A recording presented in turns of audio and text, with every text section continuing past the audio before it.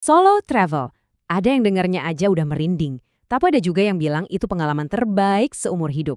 Nah, pernah nggak sih kepikiran, kenapa ya respon orang bisa beda banget soal ini? Yuk kita bongkar bareng-bareng psikologinya. Yap, ini dia dua kubu utamanya. Di satu sisi ada yang mikir, waduh jalan-jalan sendirian, ngeri banget. Sendirian, sepi, bahaya, pokoknya enggak deh.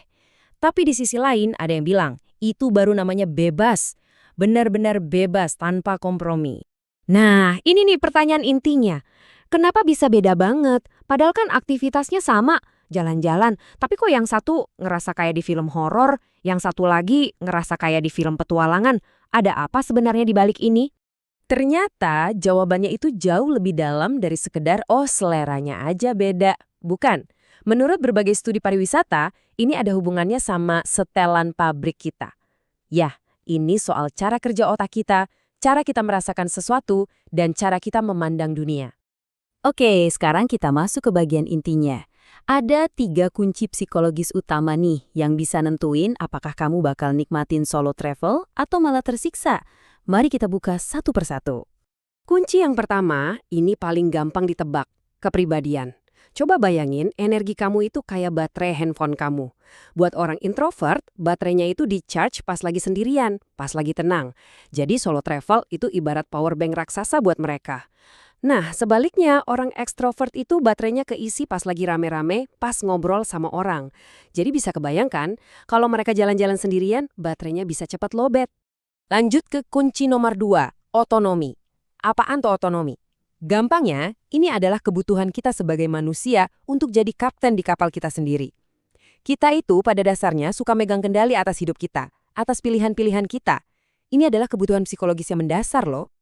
Dan coba tebak, pengalaman apa yang paling pas buat memenuhi kebutuhan otonomi ini? Ya, solo travel.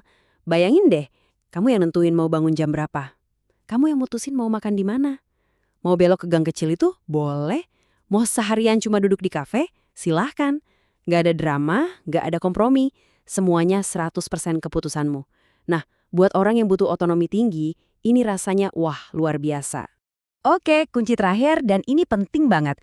Toleransi terhadap ketidakpastian. Ini istilah kerennya, tapi artinya simple kok. Seberapa santai kamu kalau rencana nggak berjalan mulus? Seberapa oke kamu sama hal-hal yang nggak terduga? Ada orang yang kalau ada perubahan dikit aja langsung panik. Tapi ada juga yang go with the flow aja. Nah, itulah toleransi terhadap ketidakpastian. Nah, ini dia bedanya. Buat orang yang toleransinya tinggi, nyasar itu bukan bencana, tapi justru awal dari petualangan baru. Salah naik bus? Wah, jadi nemu tempat baru yang keren. Restoran yang ditutup-tutup? Oke, cari warung lokal tersembunyi.